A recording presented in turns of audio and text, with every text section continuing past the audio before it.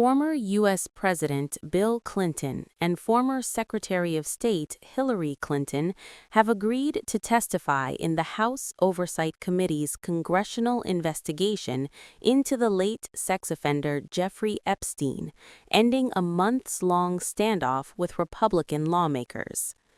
The decision comes just days before the committee was expected to vote on whether to hold the Clintons in criminal contempt of Congress for failing to comply with subpoenas ordering them to appear.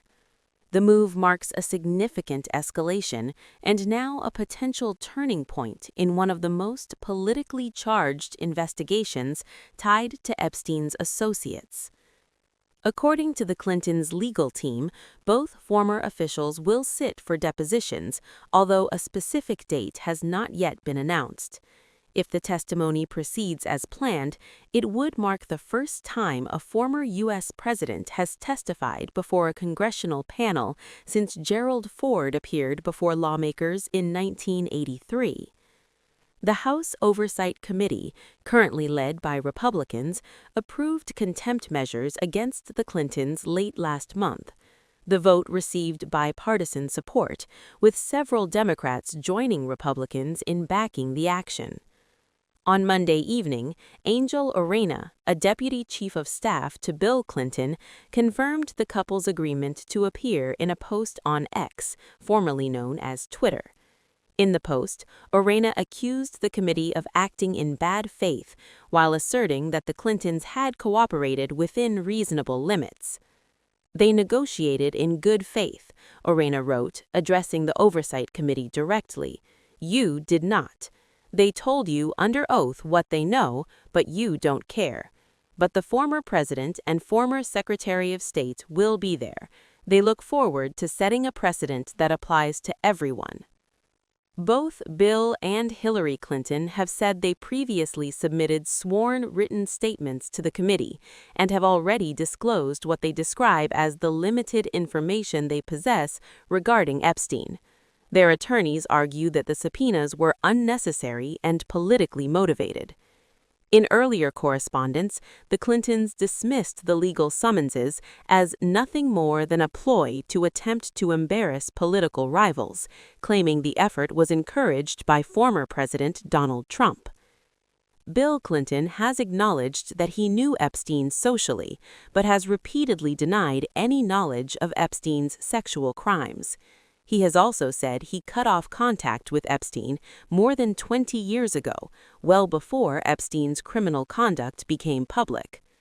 Epstein, a wealthy financier with powerful connections, died by suicide in a federal jail cell in 2019 while awaiting trial on sex trafficking charges.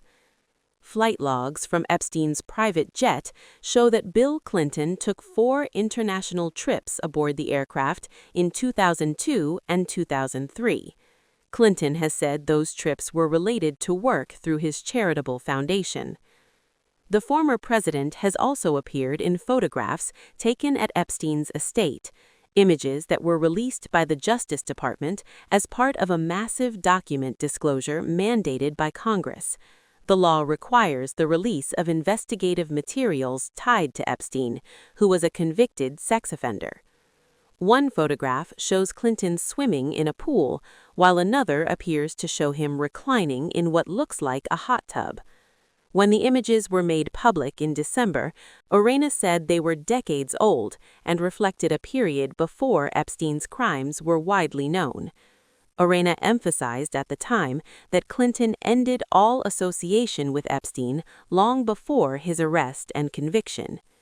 Last month, the Clintons sent a sharply worded letter to House Oversight Committee Chairman James Comer, criticizing his handling of the investigation and accusing him of prioritizing politics over fact-finding. The decisions you have made and the priorities you have set as chairman regarding the Epstein investigation have prevented progress in discovering the facts about the government's role, the letter stated. There is no plausible explanation for what you are doing other than partisan politics, the Clintons added.